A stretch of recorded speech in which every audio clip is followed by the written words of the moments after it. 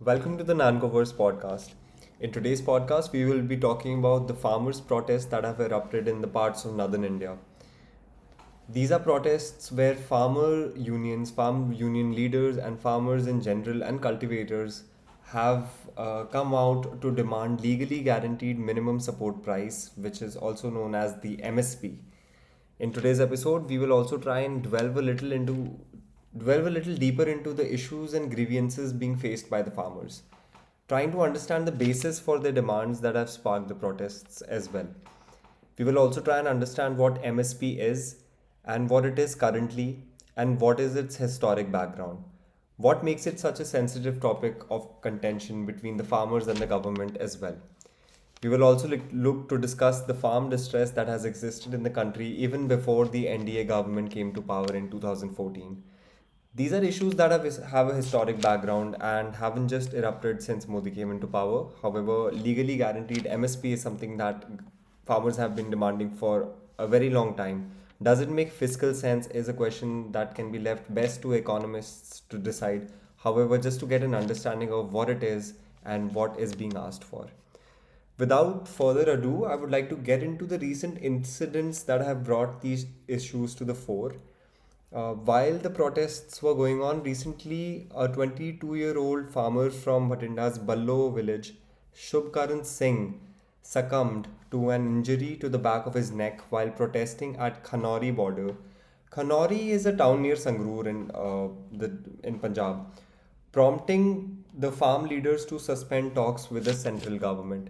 So we're at a point where farm leaders are also not trusting the government, and the government is also doing all it can do to stop the farmers from entering Delhi. They have a protest march which says Chalo Delhi, Delhi Chalo, and they want to go to Delhi to make a mark to demand for legal MSP. So, trying to understand what has been the historic requirement for having MSP, why did we even have MSP in the first place? And also trying to understand the issues of the Indian farmer at this point, especially in the northern belt, where there is a lot of dependency on rice and wheat, and MSP has been a tool, an informal tool, which has been used by the government as an intervention to give the farmers remuneration and to secure food security for the country. So, to these incidents that have been happening during the protests, where a 22-year-old farmer also succumbed to his injuries, the government is also trying to suspend accounts on Twitter. Twitter recently came out saying that the government has been sending them notifications to take down Twitter accounts which have been supporting the farmers' protest. Haryana police has been using a lot of tear gas on quote unquote unruly farmers. There have been so many visuals coming out of these protests where it seems like utmost just chaotic scenes.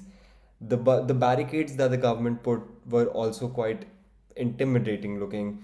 There were drones that were dropping tear gases on the farmers as well. So there's a lot of intent shown by the government to also show their teeth and sort of say to the farmers, not just the farmers, also to the protesters as well, that hey, we are not here to just simply accept everything that you're saying. However, talks are going on between the farm leaders, farm union leaders, and the central government. Because of some incidents that have happened, those have also gotten suspended. I'm very interested in understanding what has been the historical landscape of Indian agriculture. Where were we and where are we headed in that sense? Are we heading to a brighter future when it comes to farming in this country, or are we in a situation where we really need to rethink as to how farming is being done in the country? How many people are farming? Even the difference between a farm laborer compared to cultivator, that is something quite interesting as well. And there has been a very significant shift in the demographic when it comes to the farmers. So this is a very interesting article by Udit Mishra in Indian Express Explained section, which talks about the situation of farmers. In the context of the recent protests, there is a demand that guaranteed MSPs that has been driving these protests. The debate is actually very old and only the visible expression of a much deeper problem. Farming is grossly unremunerative for most Indian farmers. This is a reality that a lot of farmers and a lot of Indians face when it comes to agriculture in this country. There is so many people in this country. There's 1.2 billion people in this country, and more than 50, close to 50% of the people are involved in agriculture in one way or the other. Farming is grossly unremunerative for most Indian farmers. Let's get deeper into this.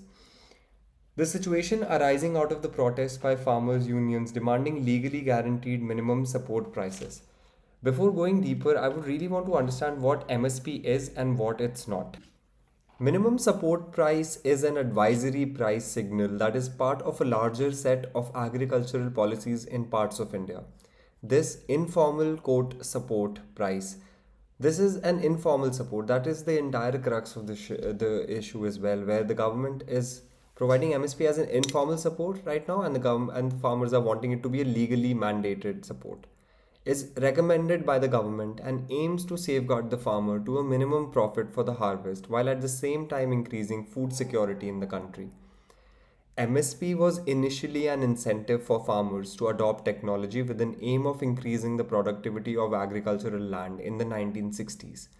However, in the 2000s, it is seen as a market intervention and farmer income scheme. It has become a market intervention to stabilize the prices as well. The effectiveness of such a price policy has varied widely between states and commodities.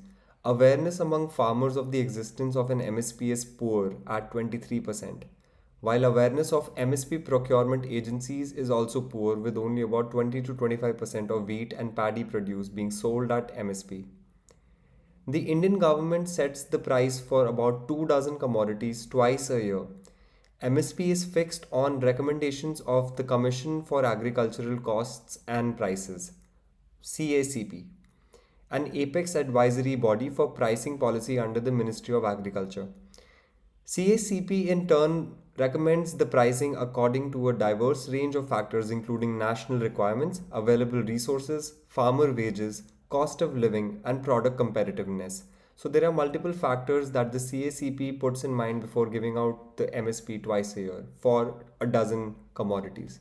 However, sometimes there are large differences between what the CACP recommends and the prices that the government recommends, resulting in the price policy being used as a political tool. Food Corporation of India and the National Agricultural Cooperative Marketing Federation, which is NAFED, FCI and NAFED, are involved in implementing the MSP at the state level. While providing a support price to farmers, MSP also supports the public distribution system, which provides subsidized food. There is a historical background to MSP as well, which we'll get into. In the 1960s, India saw food shortages such as the Bihar famine of 1966 and 1967, resulting from droughts and war. What were the wars in Bihar in 1967? I think war was also happening with China and Pakistan at the same time. 1965 was where the Indian-China war was. During the prime years of the Green Revolution in India, in that decade, a number of agriculture policy strategies were mooted, including a government price policy for food grains. One of the main goals was to increase the productivity of agricultural land. High yield varieties, better equipment, and fertilizers were among the strategies adopted. Price policy support aimed at increasing land productivity was part of this. This led to the setting up of the Agricultural Price Commission (APC) in 1965. The commission introduced a number of price policies including procurement at pre-decided prices, minimum support prices, and a distribution system to supply food grains at subsidized rates. This body was reconstituted into the Commission for Agricultural Costs and Prices, as how we know it now as CACP, in March 1985. CACP is still the body that takes care of the MSP price setting, with the new and broader terms of reference. A number of other institutions are involved in the process of implementing the MSP, including central organizations along with their state level bodies. This includes the FCI, which is the Food Corporation of India, and NAFED, as earlier discussed. These changes resulted in increased production of grains such as wheat and rice, resulting in grain shortages to grain surpluses. At the same time, the implementation of these price policies was biased and resulted in a decreased focus on diversification, creating shortages in pulses and edible oils, something that the country still imports at this point. The severity of these adverse impacts vary according to state, region, commodity, and farmer. India is highly skewed in distribution of its agricultural resources, and accordingly, select regions have benefit from an MSP. So, what are some of the commodities that are covered under MSP? These are cereals like paddy, wheat, maize, sorghum, pearl millet, barley, ragi. In the pulses, we have chickpea, gram, tur dal, moong, urad, lentil. Oil seeds like peanut, rapeseed, soybean, sesame, sunflower, safflower, niger seed, and commercial crops such as copra, sugarcane, cotton, and raw jute. There are real issues with the MSP when it comes to the skewed procurement of rice and wheat. There has been an increase in the procurement of rice and wheat, and the other commodities are not getting the same amount of procurement. So coming back to the protests, the intensified protests by farmers whose year-long sit in at Delhi's borders in 2020-21 forced the government to repeal the three farm laws, have polarized politics and public opinion. While major opposition parties have supported the farmers and the Congress has promised a legal guarantee for MSP, the fact is India's farm distress existed even before NDA government came to power in 2014. This year is a general election year, and opposition parties are guaranteed legally that MSP will be a legal guarantee. However, these were issues that were there even before 2014. So one has to really look into the specifics of what it would take to have legal guarantees for MSP, which is currently an informal guarantee through the CACP, executed by FCI and NAFED. Agriculture's lopsided role in national economic output. This is an interesting topic because it's just amazing how many people are involved in agriculture and its lopsided role in the economic output of the country. Even though food cannot just simply be put in an economic bracket, according to me, as if I were to be asked, because food is food and economy is economy, even though food is part of that. At independence, around 70% of India's workforce was involved in agriculture, and the farm sector accounted for 54% of annual economic output measured by GDP. At the time of independence, 70% of India's workforce was involved in agriculture, and 54% of economic output was of agriculture. Today, agriculture contributes less than 18% of India's GDP, but the proportion of India's workforce involved in the farm sector has only declined to 54%. So earlier it was 70%, now it is at 54.6%, which is more than half, as per the census data of 2011. Rising share of farm laborers compared to cultivators. This was an interesting aspect of this entire thing, which I would like to delve into a little bit more. Rising share of farm laborers compared to cultivators. There's a difference between farm laborers and cultivators, which is another key indicator of the situation in the agri sector is the relative proportion of cultivators and the agricultural laborers. So we have cultivators on one side and agricultural laborers on another. For purposes of the census, a cultivator is one who is quote is engaged in cultivation of land owned or held from government or held from private persons or institutions for payment in money, kind or share. Cultivation includes quote effective supervision or direction in cultivation. An agricultural laborer, on the other hand, is a person who works on another person's land for wages in money or kind or share. Cultivation, a cultivator versus a farm laborer is the point being discussed here. It says that the relative proportion of cultivators has fallen from 72% of all farm workers in 1951 to 45% in 2011, while the proportion of laborers has risen from 28% of all farm workers in 1951 to almost 55% in 2011. This is an important development. It goes to show that more people are engaged in the activity of agriculture. Cultivators are people who manage, are farmers who supervise the land that they own or rent. So these are landholders. However, we have farm laborers, people who are working on other people's lands that they don't own. they have increased sharply from since independence till 2011 as per the last census. The census makes a division between cultivators and farm laborers. This trend shows two things according to the article: that farming is becoming increasingly unfeasible, and that the default notion that a farmer is someone who owns their land is becoming increasingly out of date. Indeed, by 2011, the majority of people engaged on India's farms were wage laborers. Small and marginal land holdings, high indebtedness. These are also two factors which are a reality in India's agriculture at this point. Most Indian farmers have small and marginal land holdings, and almost half of them are in debt. Around 70% of all agricultural households have a land holding size of less than 1 hectare, and around 88%, not 40. So around 70% of all agricultural households have a land holding of less than 1 hectare. This is interesting. We'll compare what a hectare is. I sometimes could never understand how an acre or a hectare would look, but this article does a good job of talking about that, which I will get to. So, according to this, according to the census of 2011, around 70% of all agricultural households have land holdings size of less than 1 hectare, and around 88% have a size of less than 2 hectares. A hectare is 10,000 square meters.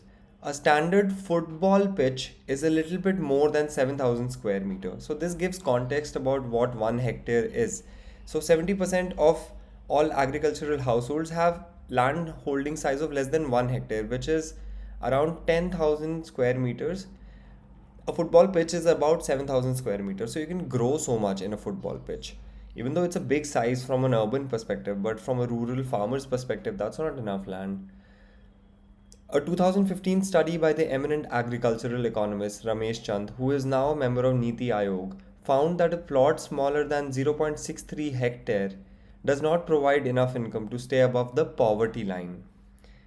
If you own somewhere around 0.63 hectare as a farm holder, which is about 70% of all agricultural households in India, you might barely make it out of the poverty line according to this Niti Aayog study. Low incomes, high incidence of debt across the country. Low incomes lead to high incidence of debt. Debt also comes when there is an unsurety. India's agriculture is very much dependent upon the monsoon cycle. That is an annual cycle wherein we are dependent upon water being thrown from the skies. After scorching summer, evaporation happens, pressure gets formed, and we have monsoons. However, these are unpredictable, and farmers do raise finance for their crops. There are insurance schemes being released by the government, which is also something that the government has been doing. At this point, we have a situation where there are a lot of people who don't have enough land to make profit from agriculture, and we have a situation wherein low incomes are a reality and high incidence of debt across the country, which also leads to a point which really breaks my heart, that there have been rising incidents of farmer suicide as well, and that is something that we have all heard of. And it's an issue not just in the northern parts of India where farmers have benefited from MSP, therefore they are also wanting it to be a legal enforcement from the government.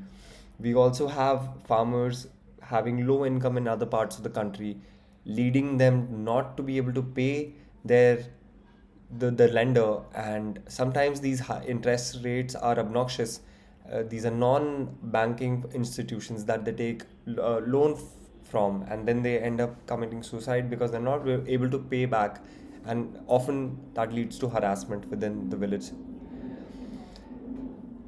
Low income, high incidence of debt across the country. The survey also presents a state-wise picture of income and indebtedness. In Andhra Pradesh and Telangana, more than 90% of farm households were indebted, even though average monthly household incomes were around the same as the national level of 10,000 rupees per month. 10 point 10,218 rupees per month. West Bengal and Odisha fared badly on both parameters. They had significantly lower levels of farm income, about 5,000 to 6,000 per household per month, and average to and above an average to above average proportion of indebtedness farm households. So about 50 to 60% of farm households in Odisha and West Bengal are indebted, and they also make lesser money. Countrywide, as of 2019, 50% of farm households were indebted. So countrywide, as of 2019, 50% of farm households are indebted. So coming back to the question of MSP, and is MSP the solution to the problems of the farmers? We have discussed indebtedness, we have discussed low incomes, we have discussed the land holding issues where there are 70% of people who have less than 1 hectare of land, which cannot lead to profitability in their endeavor of making money from agriculture. The MSP debate is the visible expression of a much deeper problem. Farming is grossly unremunerative for most Indian farmers. It doesn't make them money. Also, the nature of India's farm distress is structural. That is, it has not been triggered by a recent passing event. The factors responsible for farm distress are long standing, and merely tweaking MSP or providing short term promises will not provide a sustainable solution. There is no easy way out of this situation. The fact is that far too many people remain dependent on India's farms. That's actually a fact. Far too many people depend on agriculture, on India's farms, which account for a small proportion of the economic output. Many of these farms are too small to even keep a family out of poverty. For all the lip service to the farmers by successive governments, there is relatively little support, either through direct income transfers or provisioning of facilities, such as warehouses, that may bolster farmers' ability to bargain in the market. Also, the rest of the economy has not created enough jobs to pull people out of. So, we have a situation in this country where there is farmers, cultivators are reducing, agricultural laborers are increasing.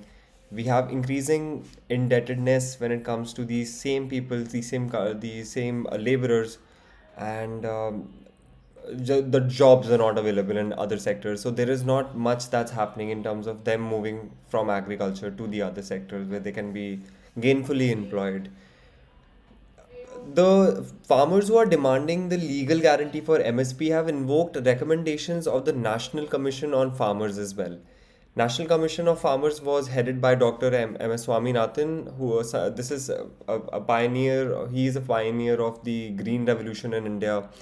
I also covered a podcast on Dr. Swaminathan's life. I would urge everyone to listen to that as well after this podcast. Dr. M.S. Swaminathan came out with a report which the farmers have invoked, and they have in their email to the central government mentioned that that the determination of the crop prices be as per the recommendations of the Dr. Swaminathan Commission. The first of the 12 demands made by the protesting Punjab farmers in their email sent to the government. That's as per that. So, what did the Dr. Swaminathan Commission say, and what were the Commission's thoughts on agriculture, minimum support price, and the way forward for the Indian farmer, and what were the issues according to them? There's something I'd want to get into because a lot of times there are small little details that make the big difference.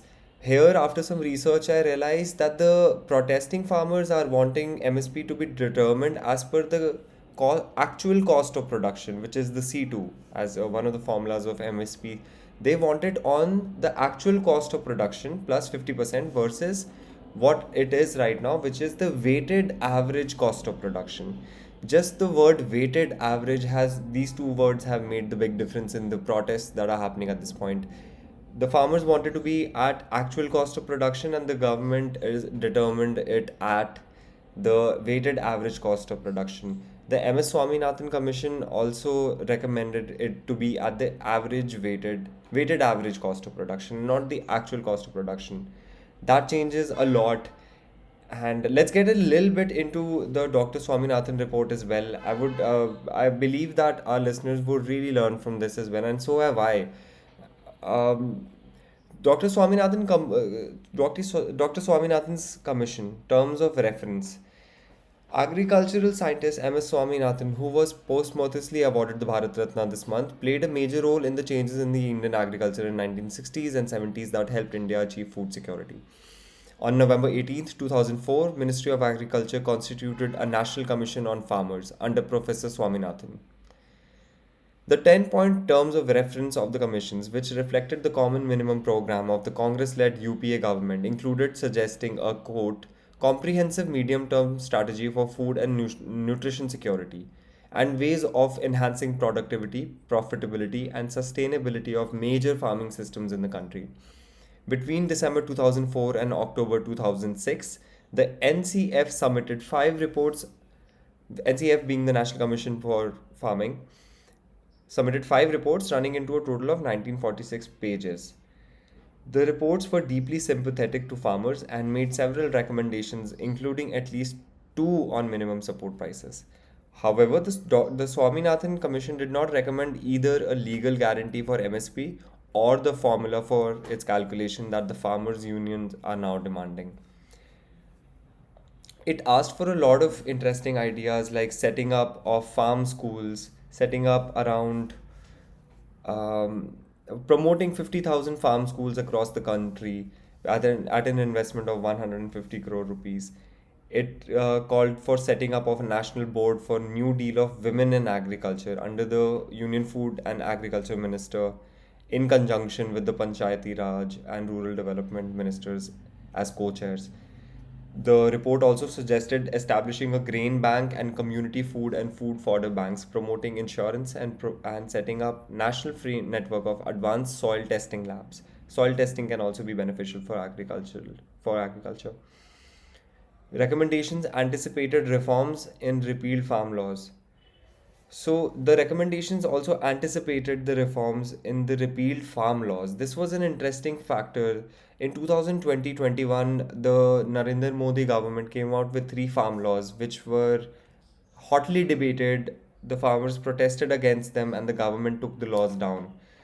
The Dr. M.S. Swaminathan Commission actually recommends the things that the government was trying to implement. This is a fact. People who are pro farmers who might be listening to the pro farmers in this protest is what I mean. Everyone is pro farmers. I'm sure everybody would be pro farmer. Nobody wants farmers to go through a problem or sustained issues. Like the issues are still there. And to not call out what's the fact would be being disingenuous. So, this is a point that I really found to be fascinating, that the Swaminathan Commission, which the farmers are invoking to have their way with MSP, which was not even the formula that the commission was implying. The report by M.S. Swaminathan actually anticipated what the farm laws would be. The farm laws were taken down because of protests, but here is what they said. The 471-page record report of the NCF was titled From Crisis to Confidence. It recommended a code of conduct for contractual farming and advocated amendments in the state APMC Acts and the Essential Commodities Act. In a sense, its recommendations were pro market reforms oriented. In fact, the three farm laws introduced by the Narendra Modi government in 2020 and repealed under pressure from the protesting farmers were on the lines of these recommendations of the Swaminathan Commission. The State Agriculture Produce Marketing Acts need to be amended to provide for encouraging the private sector or cooperatives to establish markets, develop marketing infrastructure, and supporting services, collect charges, and allowing marketing without the necessity of going through APMC licensed traders. The Commission said. Market fee and other charges need to be rationalized.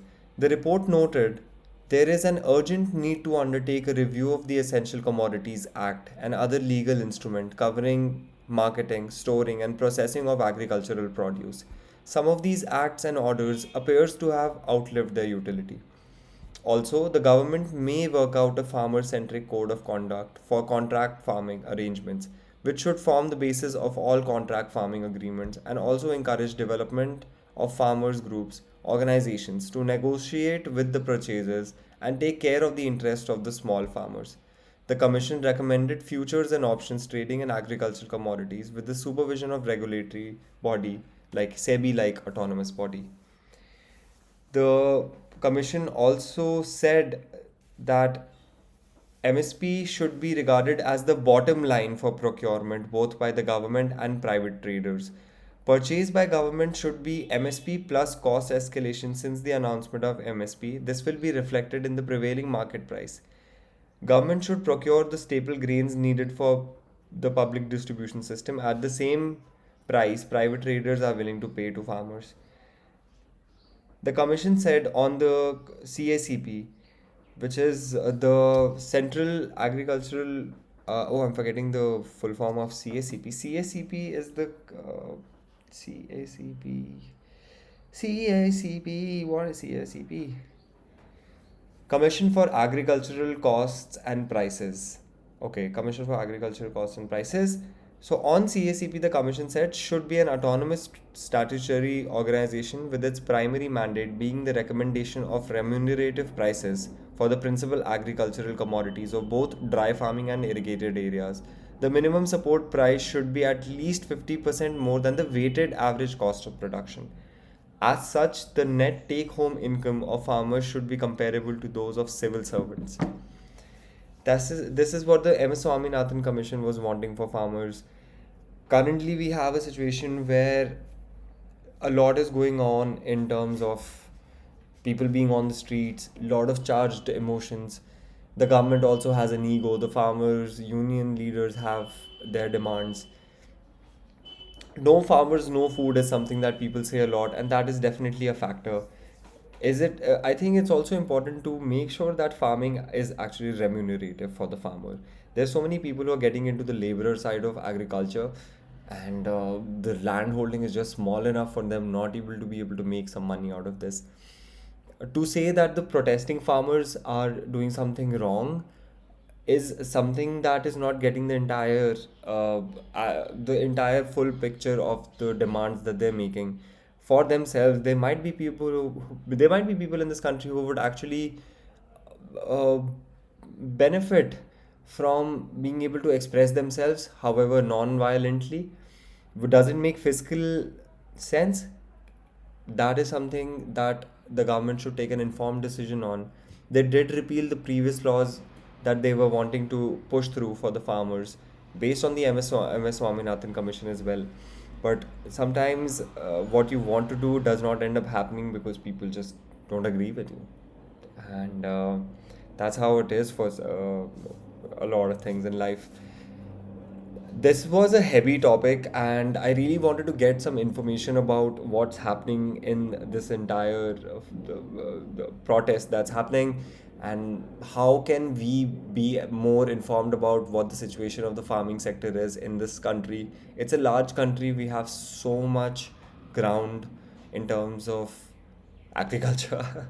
We have a lot to like plow with, and it's just interesting, and I love to be able to get more information and read it out to you.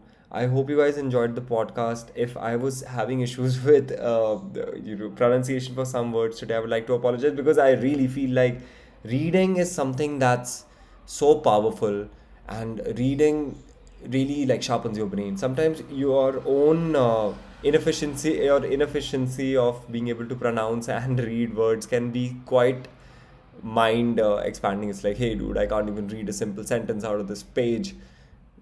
It's just my curiosity that gets me here.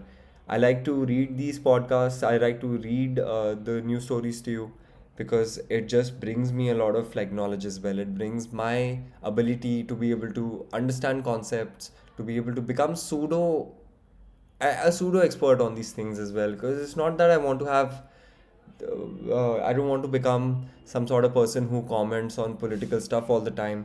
But I am political. I am a citizen of this country. I have opinions, I have thoughts, and more than that, I have the thirst for knowledge. I want to know what's happening, and I want to be able to know it in the best way possible, and to be able to digest it as well. Doing this podcast helps me in understanding understanding the things that are happening around me, to take current events and understand the underlying mechanisms behind them. Like even in this story, what was interesting about that was that there was a young farmer who was killed. The government is trying to block Twitter accounts. We have a lot of tension on the borders of Delhi, of the city that I'm living in right now.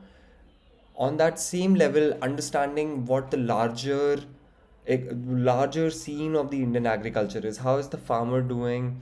What sort of land holding do we have? Just that point about hectare as well was really nice. Like 70% of all agricultural households have a land holding size of less than 1 hectare, and around 88 have less than 2 hectares. A hectare is around 10,000 square meter. A standard football pitch is little more than 7,000 square meters. So doing agriculture on a piece that small, it's good for sustenance. To make money is a different ball game altogether. I haven't practiced agriculture as an individual. I haven't had the good fortune of doing that. My ancestors were definitely farmers. My Dadaji would tell me stories from Pakistan, where he came from, the Punjab side of Pakistan, Viram Datta, his village, and he would talk about how they would plow the fields, and they had a lot of agriculture going on at that point in time. It was a different world, and today is a different world with different realities.